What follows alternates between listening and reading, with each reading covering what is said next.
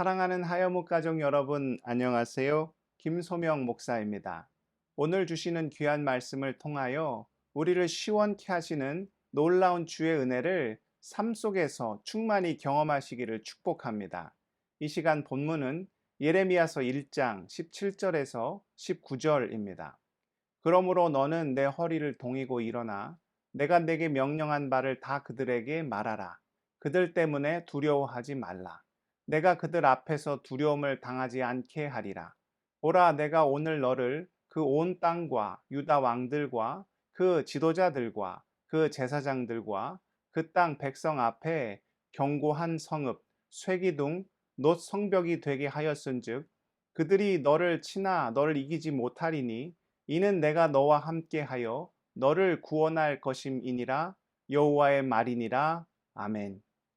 우리가 평안하고 복된 인생을 살기 위해서는 우리의 삶을 주장하시는 분이 누구신지, 또 그분의 성품이 어떠한지를 알 필요가 있습니다. 우리를 창조하시고 이 땅 가운데 보내셨으며 지금도 우리와 함께 하시사 우리의 삶을 온전히 주장하시는 분이 누구십니까? 여호와 하나님이시지요. 우리의 삶의 모든 주권이 오직 우리 주님의 능력의 손안에 있기에 그분의 뜻대로, 그분의 가르침과 인도하심대로 사는 것이 복받는 인생의 비결이요 영원한 생명을 누리는 방법입니다. 이는 오늘 말씀에 등장하는 유다 민족에게도 동일하게 해당되는 일입니다. 이스라엘을 애굽에서 구원하시고 그들에게 젖과 꿀이 흐르는 가나안 땅을 허락하셨으며 다윗과 솔로몬 때에 강성함을 허락하신 것은 오직 여호와 하나님이십니다. 이스라엘이 그 복과 은혜를 더욱 충만히 누리기 위해서는 그것을 허락하시는 하나님의 인도하심과 이끄심에 철저히 순종해야 했지요. 무엇보다 하나님이 어떤 분이신지를 잘 알아 그분의 뜻에 온전히 복종해야 했습니다. 우리 하나님은 어떤 분이십니까? 출애굽기 34장 6절입니다.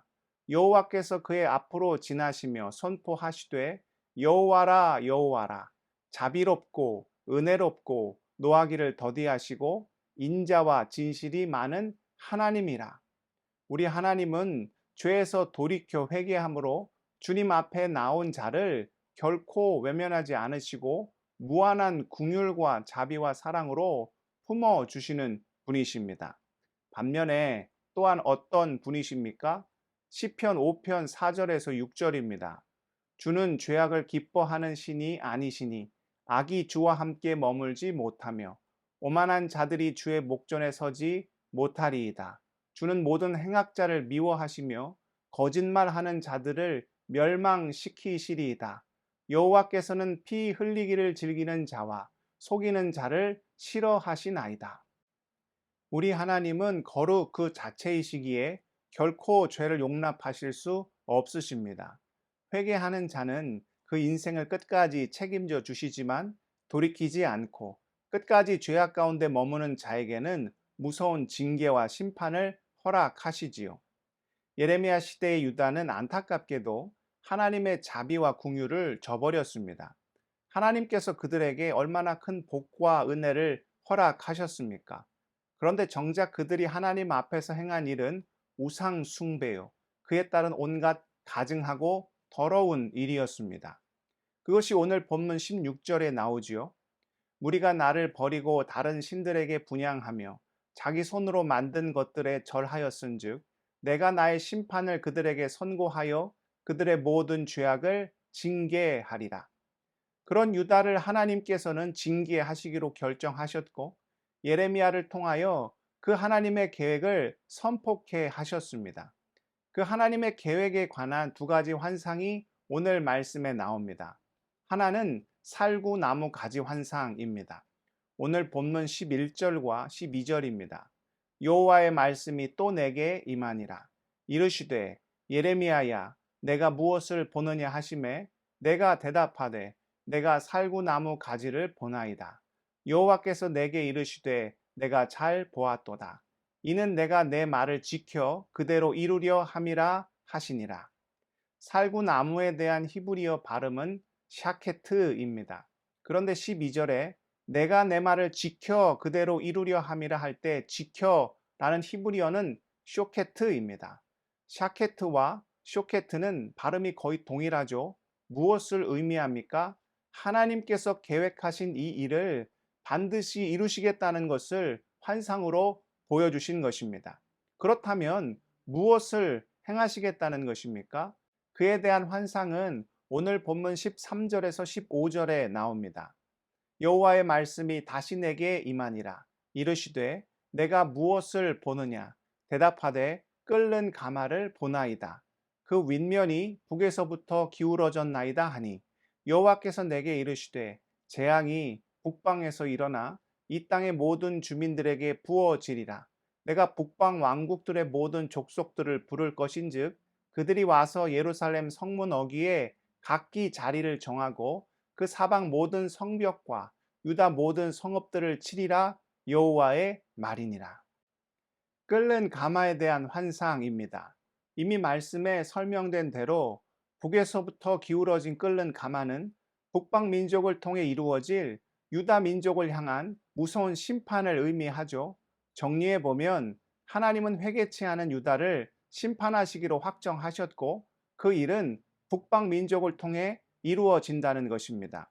이것을 환상으로 예레미야에게 보여주신 것이요. 그가 유다 민족 가운데 이 무서운 하나님의 징계를 선포하기를 원하신 것이죠. 물론 이는 예레미야에게 참으로 두렵고 떨리는 일이었습니다. 이 일로 인하여 세상 권력과 권세를 가진 자들에게 무서운 핍박을 당할 수 있었기 때문입니다. 이는 실제로 벌어졌습니다. 유다의 패망을 예언한 그는 동족에게 거짓 예언자 취급을 받았고 온갖 모욕과 학대를 당해야 했습니다. 연약한 인간으로서는 감당할 수 없는 수치와 고통이었지만 그러나 이 모든 일 가운데 누가 예레미야와 함께 하셨습니까? 오늘 말씀 18절과 19절입니다. 보라, 내가 오늘 너를 그 온 땅과 유다 왕들과 그 지도자들과 그 제사장들과 그 땅 백성 앞에 견고한 성읍, 쇠기둥, 놋 성벽이 되게 하였은즉 그들이 너를 치나 너를 이기지 못하리니 이는 내가 너와 함께 하여 너를 구원할 것임이니라. 여호와의 말이니라. 모든 일을 이루시고 성취하시는 하나님께서 그를 견고한 성읍, 쇠기둥, 놋 성벽이 되게 하셔서 그가 모든 일을 행하게 하실 뿐만 아니라 하나님의 놀라운 구원을 경험케 해 주시겠다는 것이죠. 몸에 큰 질병이 생겼을 때 당장 힘들다고 그것을 덮어두고 모른 척하면 나중에 감당할 수 없는 결과를 맞이하게 되지요. 마찬가지로 공동체 내에 어떤 심각한 일이 벌어졌을 때 당장 그것이 불편하고 부담스럽다고 외면하면 종국에는 손조차 댈 수 없는 심각한 지경에 이를 수 있습니다. 고통스럽더라도 그 문제를 직면하는 것이 오히려 미래를 위해서 더 나은 방법이 될 수 있지요. 하나님께서 예레미야에게 무서운 심판을 선포하라 명령하신 것이 궁극적으로 유다를 망하게 하기 위함이었습니까? 앞선 1장 10절 말씀을 다시 한번 볼까요? 보라, 내가 오늘 너를 여러 나라와 여러 왕국 위에 세워 내가 그것들을 뽑고 파괴하며 파멸하고 넘어뜨리며 건설하고 심게 하였느니라 하시니라. 물론 심판은 뽑고 파괴하며 파멸하며 넘어뜨리는 것을 의미합니다. 그러나 무엇을 위한 일입니까? 결국에는 유다를 다시 세우고 새롭게 심기 위한 일이라는 것이죠. 모른 척하는 것이 능사가 아닐 수 있습니다. 무턱대고 죄를 덮고 문제를 외면하면 이는 결국 눈덩이처럼 커지고 나중에는 감당할 수 없는 지경에 이르게 되지요. 하나님께서는 유다 민족 안에 있는 죄악을 결코 모른 척하지 않으셨습니다. 그들이 철저히 회개하기를 원하셨고 회개하지 않으면 징계하고 또 징계함으로 결국에는 그들이 주의 거룩 앞으로 나오기를 원하셨지요. 어찌 보면 이 시대 교회 공동체 가운데 예레미야와 같은 예언자적 역할이 또한 필요한 것은 아닌가 합니다. 교회가 세상을 걱정하는 것이 아니라 세상이 오히려 교회를 걱정한다는 이야기를 많이들 하지요. 영적으로 깨어 하나님의 온전하신 뜻이 무엇인지를 분별하고 용기를 가지고 그 하나님의 거룩과 진리를 담대히 선포하는 것. 이것이 오늘날 흔들리는 믿음의 공동체를 건강하게 다시 회복시키는 길이 될 수 있지요. 무엇보다 믿음의 공동체 가운데 하나님의 공의와 정의를 선포하는 이들을 우리 주님은 견고한 성읍, 쇠기둥, 놋 성벽같이 강하게 붙잡아 주실 것입니다. 이 주의 역사하심이 우리 모두에게 충만히 임할 수 있기를 축복합니다. 기도하시겠습니다. 사랑의 하나님, 우리는 주님 앞에 어떤 모습으로 서 있습니까? 우리 안에 죄악이 있고 우리 믿음의 공동체 안에 감당할 수 없는 문제가 있다면 주님이 주시는 용기와 담대함을 가지고 주 앞에 엎드려 자복하고 회개하게 하시고 주님의 뜻을 온전히 깨달아 그 뜻을 행하는 주의 모든 자녀들 다 될 수 있도록 아버지여 역사하여 주시옵소서. 우리 하여목지체들의 모든 삶을 주님 다 아실 줄 믿습니다. 우리는 연약합니다. 우리는 부족합니다. 그래서 주님을 의지합니다. 오 주여 함께하여 주셔서 능력으로 붙잡아 주시고 하늘의 권세로 더디펴 주셔서 삶의 어려움과 고통과 눈물과 절망의 일을 감당함으로 주님께 찬양하며 영광과 기쁨 올려드릴 수 있도록 우리의 삶을 온전히 주장하여 주시옵소서. 모든 것 주님께 의탁하오며 존귀하신 우리 구주 예수 그리스도의 이름으로 간절히 기도드리옵나이다. 아멘.